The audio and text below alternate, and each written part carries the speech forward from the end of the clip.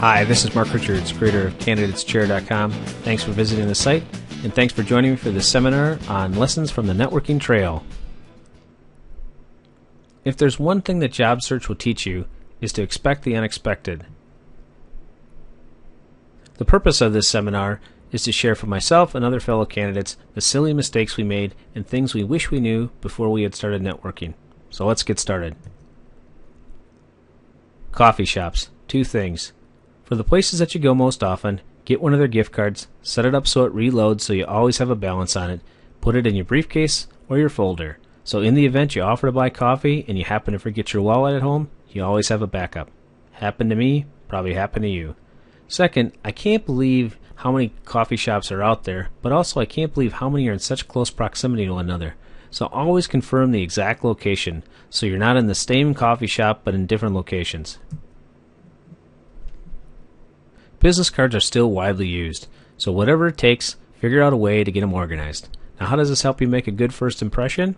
Well, before you meet someone, you want to go through your contacts to figure out if there's anyone that they might be interested in meeting.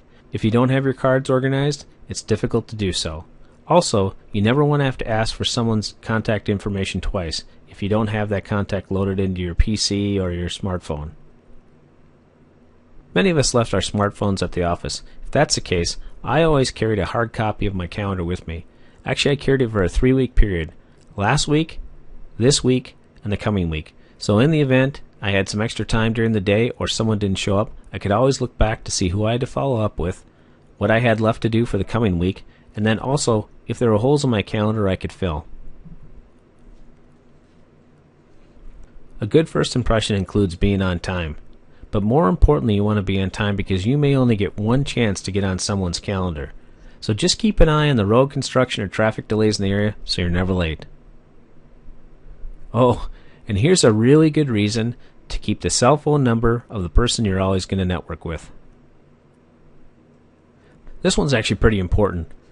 I would avoid allowing people to use your name so that they can make introductions on their own behalf, especially if you don't know them tremendously well, because you'll be surprised at actually how long someone will continue to use your name and the level of relationship that they might imply.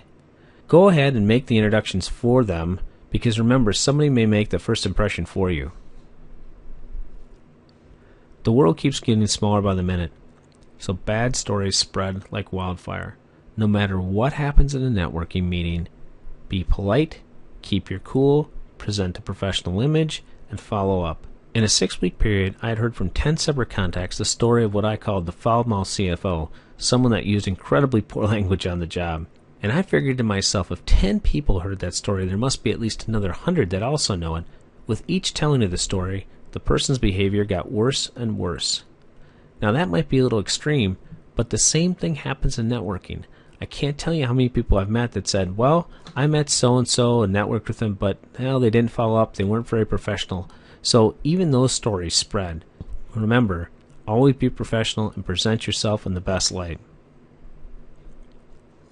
After my first job transition, I used to tease my wife that I was totally ready for the blind dating scene because I met people I had never seen before. But now, I try and take advantage of LinkedIn or websites or wherever I can get a photo of someone. It makes it a lot easier when you go to meet someone. But also, just because you're standing at the front door of the coffee shop or wherever doesn't mean they'll come looking for you.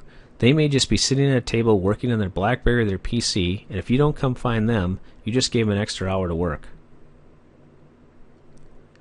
I've met 5 candidates that spilled coffee on themselves in the prior meeting, so we spend the first 5 to 10 minutes talking about the coffee spill than we do about their job search. So if you're going to be away from home all day and you've got a full schedule and you can swing it, put an extra shirt in the car.